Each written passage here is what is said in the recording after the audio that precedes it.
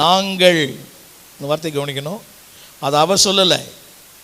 அழைக்கப்பட்டவர், அபிஷேகம் பண்ணப்பட்டவர், பல சபைகளை ஸ்தாபித்தவர், 3ஆம் வானம் வரைக்கும் போனவர், அவருக்கே அதெல்லாம் இருக்குமானால் நமக்கு நிச்சயமாக இருக்கும்.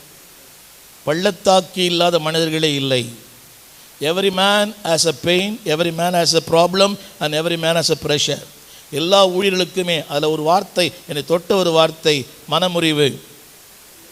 நோ, நான் ஒன்றா சொல்கிறேன். இப்போ ரைட், இப்போ நான் என்னுடைய முதல் குறிப்பு என்ன தெரியுமா? How to handle my problems. இப்படிப்பட்ட பிரச்சனைகளை நான் எப்படி மேற்கொள்ளுவது? என்னுடைய முதல் குறிப்பு. இரண்டாவது குறிப்பு, இதை நான் சரியாய் கையாள விட்டால் அது என்னை கையாண்டு விடும்.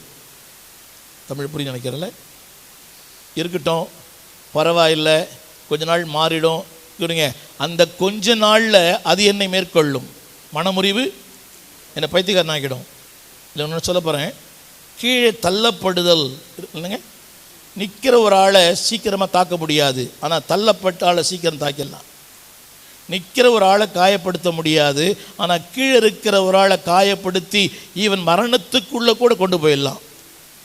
புரியுதுங்களா? நிற்கிற ஒரு ஆளை யார் நிற்க வைக்கிறதுன்னு தெரியல. இப்போ எனக்கு நிற்கிற ஒரு ஆள் செய்ய முடியாது. நீங்கள் ரொம்ப ஸ்ட்ராங்காக இருக்கிறீங்களே, நீங்கள் தான் நில்லுங்கன்னு அடிக்கலாம் மாட்டேன். நிற்க சொன்னேன், கிறிஸ்டோஃபர் தானே. இப்போ இவரை நான் ஒன்றும் பண்ண, அதாவது குத்தனோட நிற்பார் அவர், குத்தனா கூட. ஆனால் கீழே விழுந்துட்டார்னா அது என்னுடைய சான்ஸ், அது அவருடைய முடிவு. தள்ளப்படுவது என்பது வாழ்வின் எல்லை. அவர் சார் அப்படியே கீழே போனாலும் I will come again.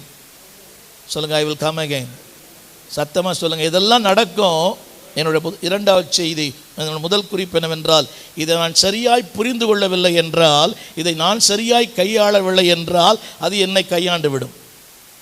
மனமுறிவு. Thanks brother. அதை நான் பண்ண முடியலன்னா அது என்ன எல்லாம் பண்ணிடும். இரண்டாவது குறிப்பு சொல்ல விரும்புகிறேன். ரைட், கவனிங்க. இரண்டாவது, ஏன் இவைகள் சந்திக்கிறது? why these things happening in my life? இதெல்லாம் ஏன் வருது? எழுதிக்கிறீங்களா? ஏன் வருகிறது? இரண்டாவது, எப்படி இதை சந்திப்பது? யாரை கொண்டு சந்திப்பது?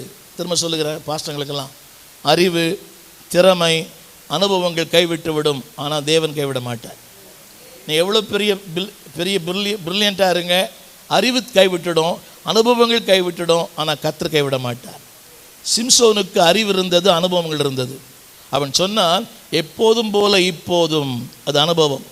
நியாயாதிபதிகள் 16:20. எப்போதும் போல